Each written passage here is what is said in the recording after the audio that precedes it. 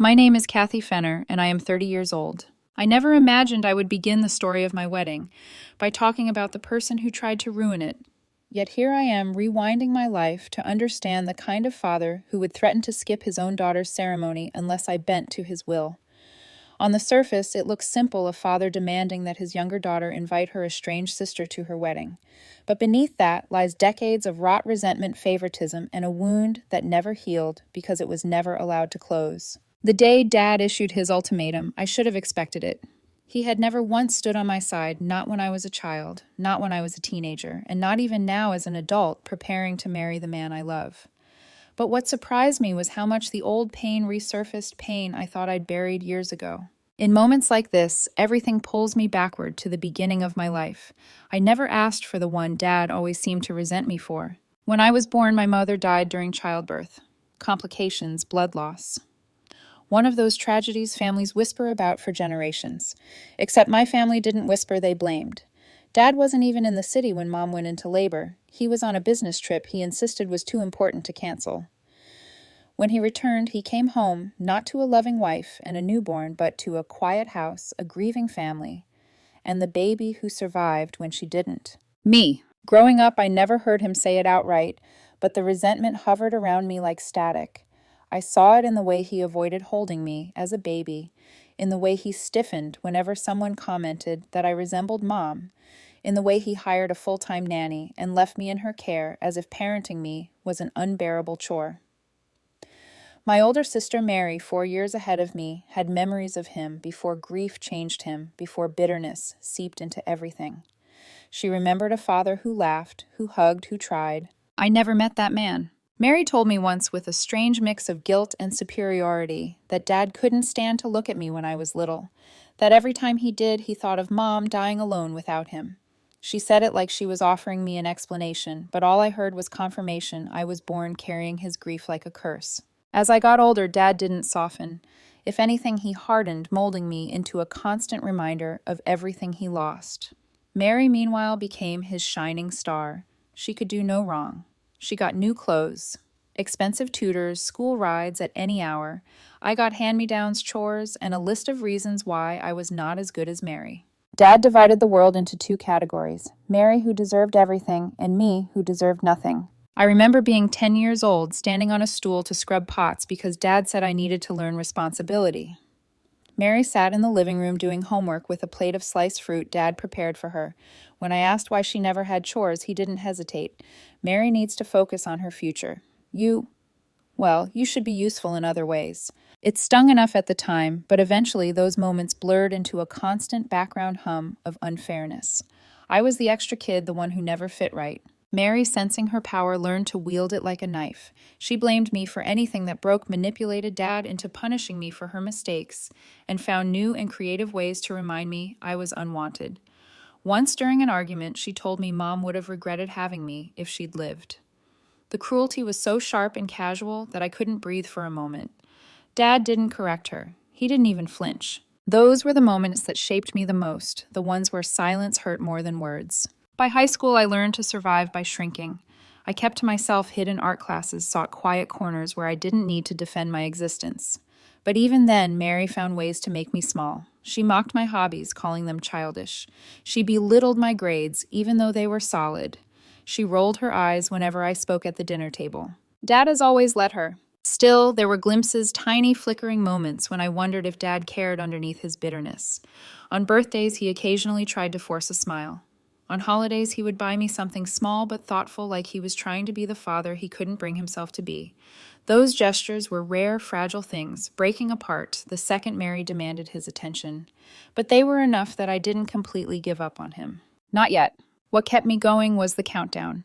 I kept a calendar under my mattress, marking off days until college. Every X was a promise to myself.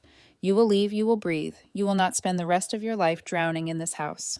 When I finally turned 18, I left like the house was on fire. I got a scholarship, worked 2 part-time jobs, and built a small life that didn't include Dad's disappointment or Mary's cruelty. Even then, Dad never asked me to stay or visited unless it was inconvenient for him. Distance made our relationship tolerable, thin, but peaceful. But I didn't know then that I hadn't escaped. I didn't understand that the past has a way of circling back, especially when you least expect it. It wasn't until years later, after the Thanksgiving betrayal, after heartbreak, after rebuilding myself piece by piece, that I thought Dad and I might finally be mending something. His health scare had cracked something inside him. For a moment, I believed genuine remorse lived underneath his anger. But healing a lifetime of hurt requires more than a crack. It requires accountability, something Dad had never mastered. And now, on the brink of my wedding, he stood poised to repeat the same pattern. This time, though, I wasn't the silent child anymore. I had a voice, a spine, and a life built outside his shadow. But when he said, "Invite Mary, or I won't walk you down the aisle," the old wound ripped open again.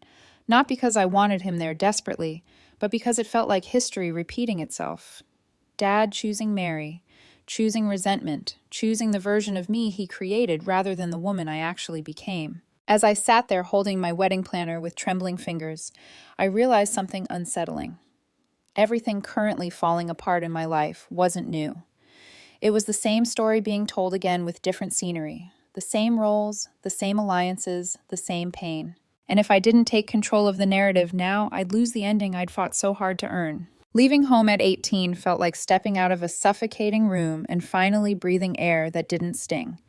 I moved into a small college dorm, cramped, noisy, barely big enough for 2 people, but to me it was paradise. No Mary, no Dad, no constant comparisons.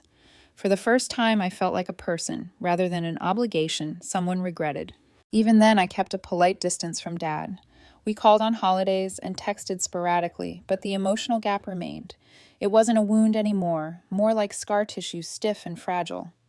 Mary, meanwhile, stayed glued to him, still living at home with no job, no ambition, and no accountability. Whenever Dad mentioned her, it was always with pride or indulgence, as though she were a toddler who needed endless coddling instead of a full-grown adult. I tried not to care. I built my own world. I graduated, found a job I loved, and started dating my then-boyfriend, Jason. He was charming, attentive, easy to laugh with.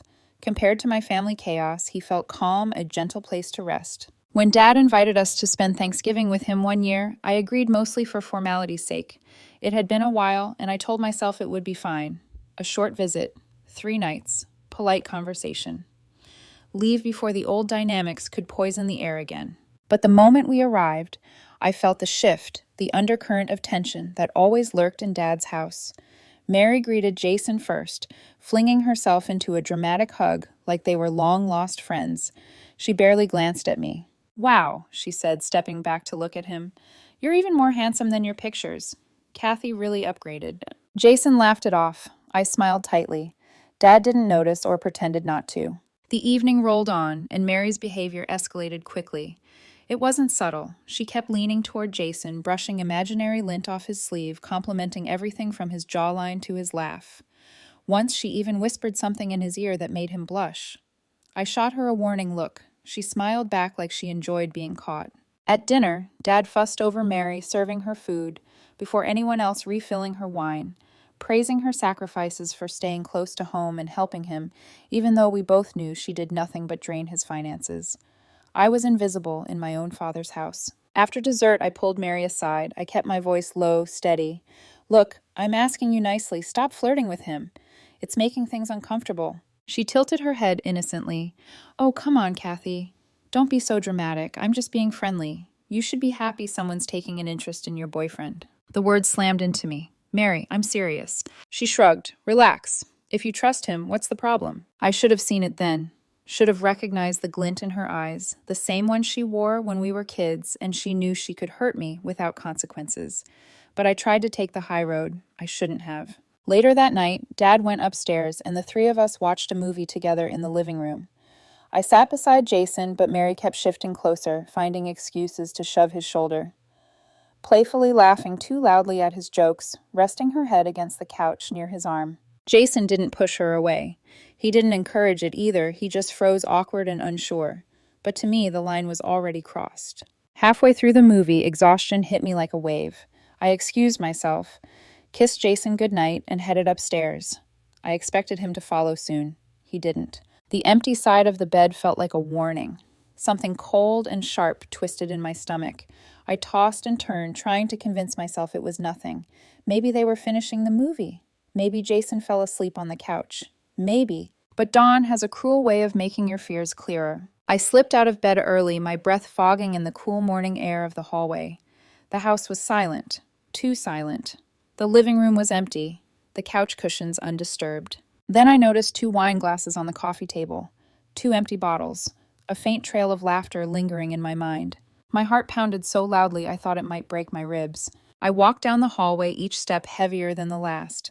I stopped outside Mary's door. My hand hovered trembling. Something inside me whispered, "Don't do it. You won't recover from what's behind that door." But I pushed it open anyway. There they were. Jason and Mary, half naked, tangled in sheets, wine bottles on the floor.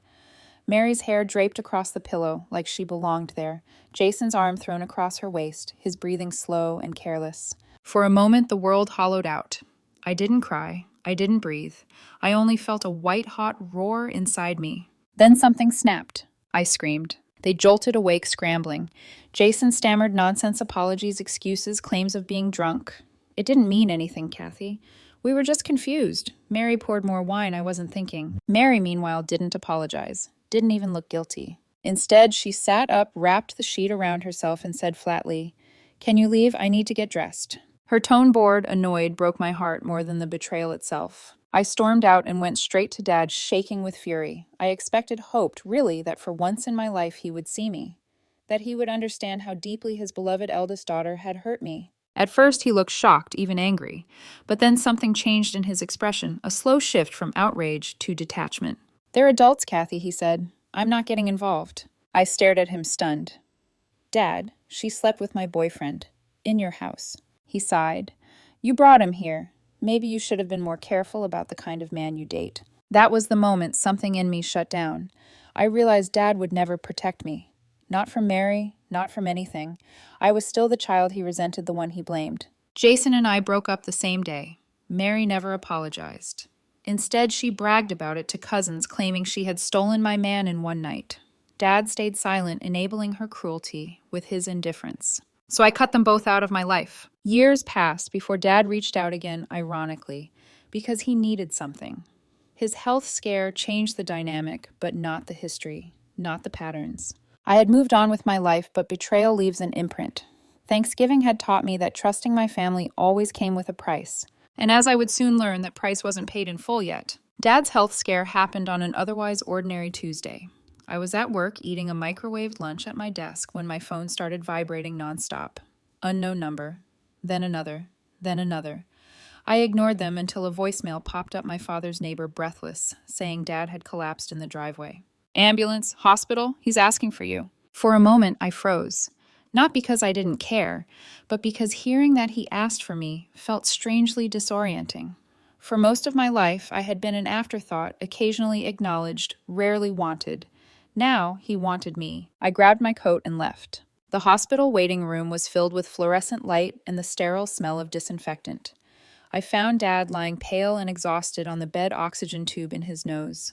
His eyes fluttered open when I stepped in, and for the first time in years, I saw fear, the real human kind, instead of anger or judgment. "Kathy."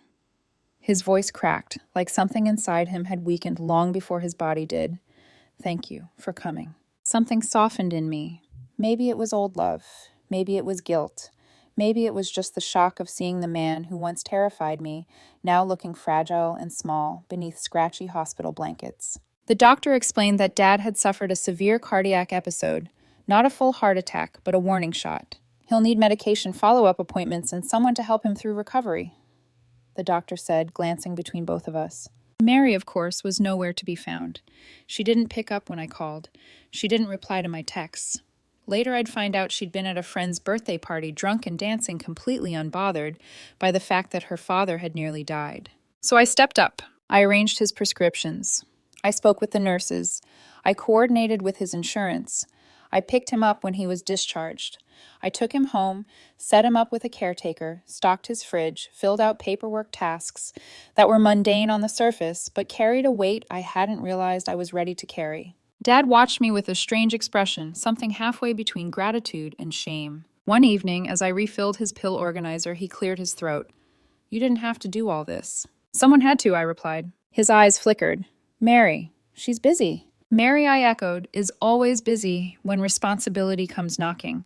I didn't mean it cruelly, it was just true. Dad winced, but he didn't defend her this time. That alone felt like progress. Over the next few weeks, our relationship shifted almost imperceptibly. Dad started talking to me, really talking. Not orders, not criticisms, conversations. Little things at first. Stories about work, memories of mom, questions about my life. Sometimes he apologized mid-sentence for things I hadn't even mentioned. One night he said quietly, "You look like her, your mother." I stiffened because I'd only ever heard him say that with bitterness. But this time his voice broke on the word. "That's not a bad thing," he added, staring down at his hands. I wasn't ready to see her in you." A lump formed in my throat. It wasn't forgiveness. It wasn't closure. But it was the closest thing to empathy he'd ever offered me. And Mary's behavior during all this only widened the emotional gap that she thought she controlled. She visited once arriving late, smelling of perfume and expensive wine, complaining about the caretaker blocking the driveway. She stayed 12 minutes and left after asking Dad for money for an emergency bill, which turned out to be a spa membership renewal. Dad didn't give her the money. For the first time, he said no. I almost didn't believe it until I saw Mary storm out her heels, stomping across the tile like a tantrum in slow motion. That day, Dad sighed heavily. "I think I made things too easy for her," he admitted. I didn't respond. I didn't need to. The silence said enough. Slowly, he started to see what I had lived with my entire life. Mary's entitlement, her manipulation, her ability to twist every situation into a spotlight on herself.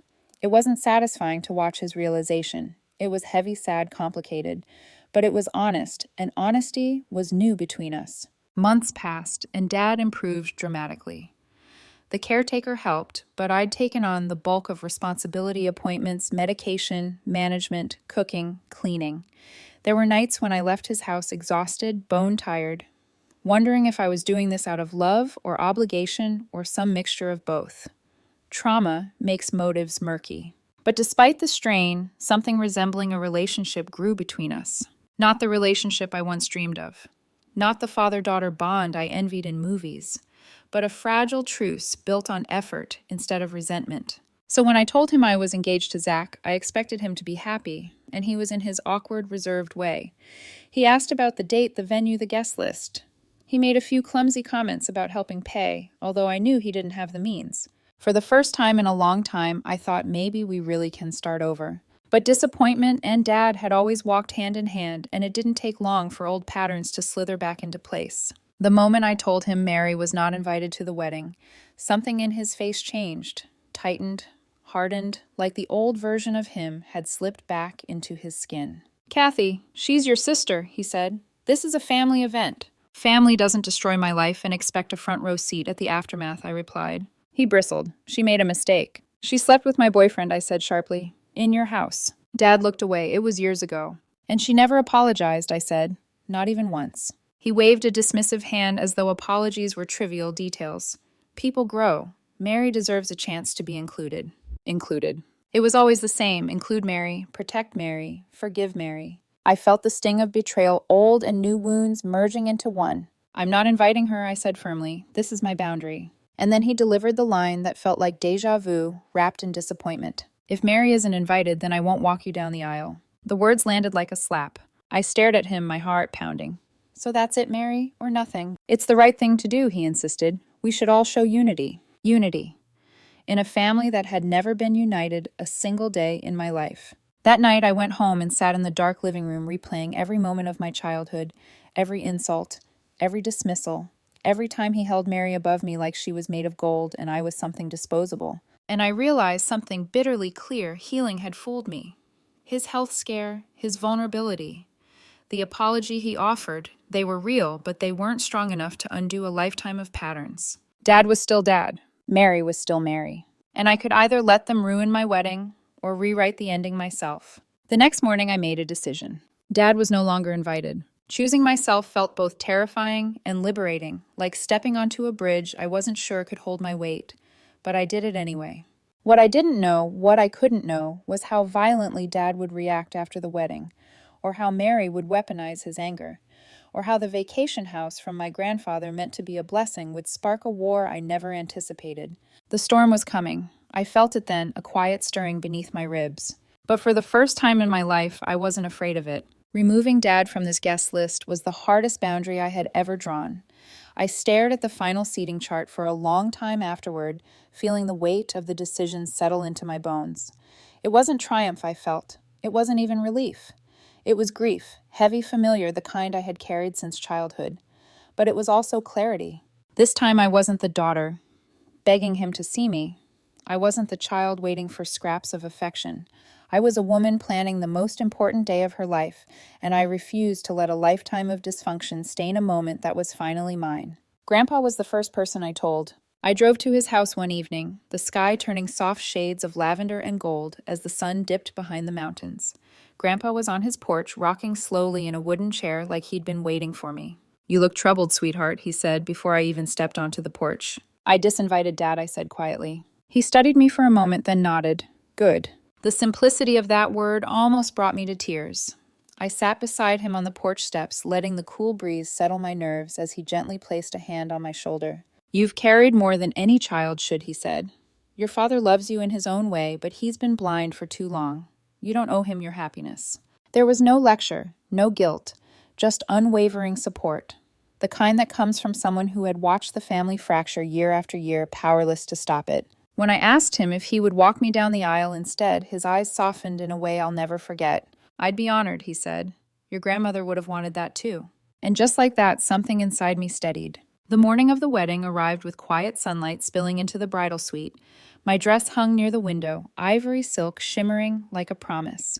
Bridesmaids buzzed around, adding finishing touches to hairstyles, arranging bouquets, whispering last-minute instructions. Zach sent a text telling me he loved me and couldn't wait to see me. Everything felt warm, beautiful, untouched by the storms that had led here. But beneath the smooth surface of the day, a familiar ache pulsed a reminder that one seat remained empty by choice, not fate. Grandpa knocked gently before entering. He looked sharp in his dark suit, silver hair brushed neatly back. When he saw me in my dress, his breath caught. "You look so much like your mother," he whispered. It wasn't said with grief this time, it was said with pride. He offered his arm, and I took it. As the music swelled and the doors opened, I felt a wave of calm wash over me. People rose from their seats. Cameras flashed. Zach stood at the altar, eyes wide, tears already forming. Grandpa walked slowly beside me, steady and proud. Each step felt like reclaiming a piece of myself. Each breath felt like a promise I had waited years to fulfill. When we reached the altar, Grandpa kissed my cheek and said softly, "Go start your real life now." The ceremony was perfect, every vow, every smile, every tear. No shadow of Dad, no tension from Mary, just love, pure and simple. After the ceremony, as we transitioned into the reception, Grandpa pulled me aside. "There's something I'd like to announce," he said. I didn't think anything of it at the time. I assumed he wanted to welcome Zach into the family, or say a few heartfelt words. But when he stepped up to the microphone, the room quieted, and his voice rang out with a confidence only he possessed. "I have a wedding gift," he said. "A home, a place that meant so much to your grandmother and me. Today I'm passing it on to Kathy and Zach. I want them to build their future there, to fill it with love the same way we did." Gasps rose around the room. My hand flew to my mouth. Zach squeezed my shoulder. Grandpa's vacation home wasn't just property. It was history. Decades of family summers, holidays. Memories built into every wall. I had never expected it. I hadn't even known he was considering giving it away. When he handed me the small velvet pouch containing the deed, my eyes filled with tears. I hugged him tightly, unable to speak. If I had looked at my phone then, if I had even glanced at the screen, I would have known the war had already begun. But I didn't check it until later when Zach and I finally had a quiet moment. My notifications were overflowing missed calls, messages, all from Dad. The most recent one said, "How dare you let him walk you down the aisle?" Followed by, "You stole my inheritance." And then, "I should have never let you back into my life." My stomach twisted. I showed Zach, who clenched his jaw. "Ignore him tonight," he said. "We'll deal with this after the honeymoon." I nodded, but the words stayed lodged under my ribs like thorns. We didn't have to wait long. 2 days after the wedding, Dad called nonstop. When I finally answered, he didn't even say hello. "You had no right," he snapped. "No right to do any of this." "To get married," I replied flatly. "To take what belongs to me," he yelled. "That house was supposed to come to me. I'm his only child. Grandpa made his choice, I said. He gave it to me because he wanted to. He was manipulated, Dad spat. You took advantage of him while he's old and vulnerable. The accusation hit like a slap. I didn't even know he was planning this. And don't act like you care about Grandpa. You just want the house. Dad went silent for a beat, then said Mary agrees with me. Of course she did. I could practically hear her voice in the background feeding the fire. She says you planned this, he continued. She says you've always been jealous. Jealous. The irony was suffocating. The last time Mary destroyed my life, Dad protected her. Now here they were, again united in outrage, rewriting history to keep me in the villain role. Dad, I said softly, I'm done letting you make me responsible for your feelings. You don't get to punish me for the choices Grandpa made. And you don't get to demand I choose Mary over myself. You betrayed me, he whispered, voice trembling with anger. You chose him, your grandfather, over your own father. No, I replied. I chose myself. There was a long silence, heavy and dripping with decades of unresolved bitterness. You'll regret this, he said finally. But I didn't. Not then. Not later. Not even when Mary sent me a long message accusing me of stealing Dad's future. Not even when Dad rallied relatives to pressure me. Not even when accusations piled up like a collapsing tower. Because deep down I knew none of this was really about the house. It was about control. And I had finally broken free. But Dad wasn't done, not yet. He still had secrets, buried truths, things he would reveal in one final brutal confrontation that would change everything I thought I knew about my family and myself. Dad asked to meet at a small cafe near his house, a place he used to take Mary for milkshakes when we were kids. I realized as I stepped inside that I'd never been there with him before, not once. Even the location felt loaded, like he chose it intentionally, a place where Mary's presence lingered in every corner like perfume. He was already seated, gripping a paper cup so tightly it crumpled under his fingers. His eyes lifted when I approached, tired, red-rimmed, filled with something sharp and restless. Not grief, not regret. Blame. Thanks for coming, he said stiffly. I sat. Let's just get to the point. He stared at me for a long moment, studying me the way someone examines a crack in a wall, unsure if it's superficial or the sign of a collapse. I want the house, he said. No hesitation, no softening. You need to give it back. I almost laughed. That's not happening. His jaw clenched. Kathy. That home was meant for me. It's my right. I've done everything for this family. I cut him off. Everything for Mary, you mean? His eyes flashed, but he didn't deny it. He leaned forward, voice low and simmering. Your grandfather was manipulated. He acted out of spite. He's always wanted to undermine me. And you let him. I stared at him, feeling the familiar burn of frustration building in my chest. Grandpa gave it to me because he sees me. He sees who's been there for him, who actually cares. He made a choice based on love, not manipulation. Dad scoffed. Please, you think you're some saint? You think looking after me for a few months makes you the good daughter Mary was there her whole life? Being physically present isn't the same as caring, I snapped. Mary was using you, and you let her because it made you feel needed. His face hardened. You always twist things. Always make yourself the victim. I felt something inside me crack. Then explain it to me, I said quietly. Why do you hate me so much? What did I ever do to deserve the way you treated me? He stopped. The question hung between us like a stiff wind. For a moment I saw panic in his eyes, real raw panic. He looked away. I don't hate you, he muttered. Then why? My voice broke. Why was nothing ever enough? Why did you never choose me? Why did you let Mary hurt me again and again? Why did you let her take my boyfriend? Why wasn't I worth defending? Silence. People around us drank their coffees, typed on laptops, laughed over pastries. But at our small table, the air pressed down like a storm waiting to break. Kathy, he swallowed hard. You were never supposed to exist. My breath stopped. He continued slowly, voice trembling, as if confessing a long-buried sin. Your mother. She got pregnant with you, despite the doctor's warnings. The pregnancy was risky from the beginning. I begged her to end it. I told her we should protect the family we already had. Mary was still young. There were complications, but she insisted. She said you were meant to be here. I sat frozen, watching his face twist with guilt and anger. When she died, he said I blamed you. I thought, if you hadn't been there, she would have lived. And every time I looked at you, his voice cracked. I saw her. I saw what I lost. The weight of his words crushed the air out of my lungs. I always knew I was a reminder. But hearing it spoken aloud, hearing that he never wanted me, that he wished I had never been born, felt like stepping into fire. Dad, I whispered, I was a baby. I didn't choose any of that. I know, he said, rubbing his face. I know that now. But for years, I couldn't separate you from the pain. And Mary, she never looked like your mother. She didn't remind me of what happened. Being near her didn't hurt. I realized then that everything, the favoritism, the cruelty, he allowed, the resentment, had all grown from a single poisoned root, his inability to process his grief. And I had been the soil he fed that poison into. Why apologize after your health scare? I asked shakily. He shook his head. When you took care of me, when you stayed by my side, I started seeing your mother in you again, but not the pain, the softness, the care, the way she used to fuss over me. He exhaled a shaky breath, and the guilt hit me all at once. A tear slipped down his cheek. I'd never seen him cry, not at holidays, not during fights, not even at funerals. But now he cried. I'm sorry, Kathy, he whispered, for everything, for blaming you, for pushing you away, for choosing Mary. I'm sorry. I wanted those words once. For years, I dreamed of a moment where Dad finally admitted the damage. But now that it was here, it didn't feel like a balm. It felt like a wound that opened wider because the truth wasn't comforting. It was devastating. Apologizing doesn't undo what happened, I said gently. And it doesn't give you the right to demand anything from me. Not the house, not my forgiveness, not my wedding. He flinched at the word wedding like it was a strike to the chest. You should have let me walk you down the aisle, he said hoarsely. I deserve that. No, I said. You wanted that because it would make you feel like a good father in front of everyone.